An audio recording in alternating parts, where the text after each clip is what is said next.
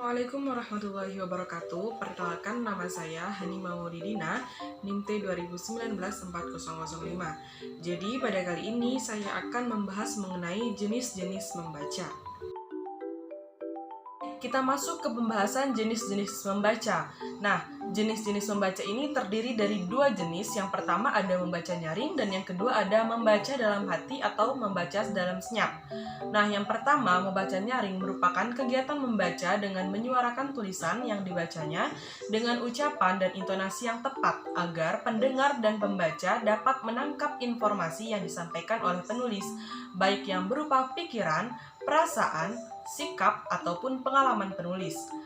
Nah, yang kedua tentang membaca dalam hati. Membaca dalam hati merupakan kegiatan membaca yang dilakukan dengan tanpa menyuarakan isi bacaan yang dibacanya. Pembahasan selanjutnya ialah manfaat dan pentingnya membaca nyaring bagi siswa. Yaitu yang pertama ada memberikan contoh kepada siswa proses membaca secara positif. Yang kedua ada mengekspos siswa untuk memperkaya kosakatanya. Yang ketiga memberi siswa pengalaman baru.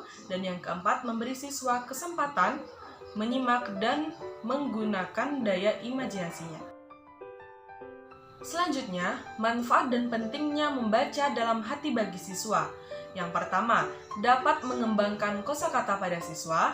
Yang kedua, mendorong siswa agar dapat menguasai dasar-dasar dalam membaca.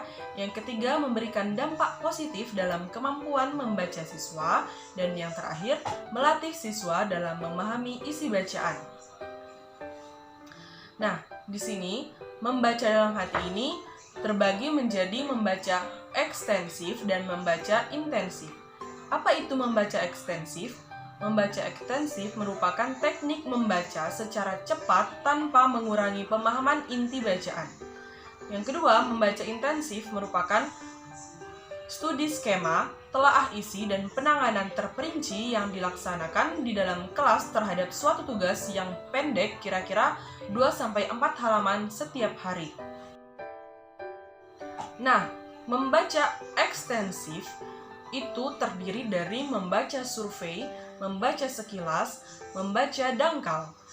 Apa itu membaca survei? Yaitu kegiatan membaca untuk mengetahui secara sekilas terhadap bahan bacaan yang akan dibaca lebih mendalam. Kemudian membaca sekilas.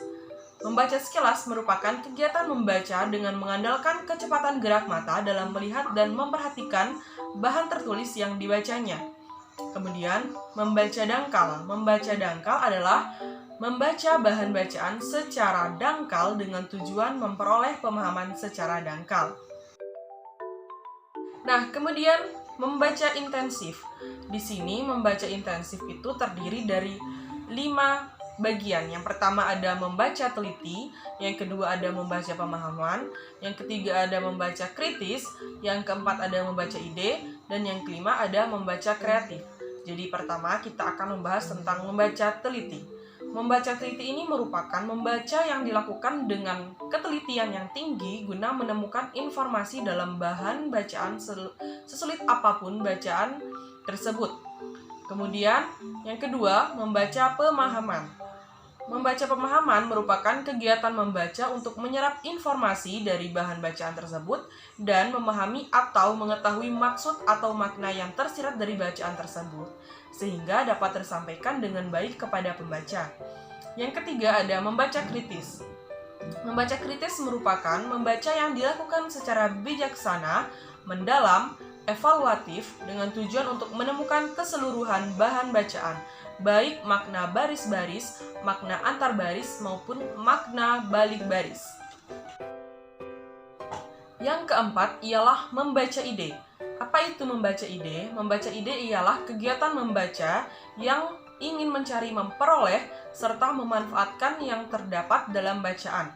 Dan yang terakhir ada membaca kreatif. Membaca kreatif adalah membaca tindak lanjut dari membaca ide. Kelebihannya yaitu membaca yang secara kreatif mampu menerapkan hasil membacanya untuk kehidupan sehari-hari. Mungkin hanya itu yang bisa saya sampaikan. Kurang lebihnya saya mohon maaf. Wassalamualaikum warahmatullahi wabarakatuh.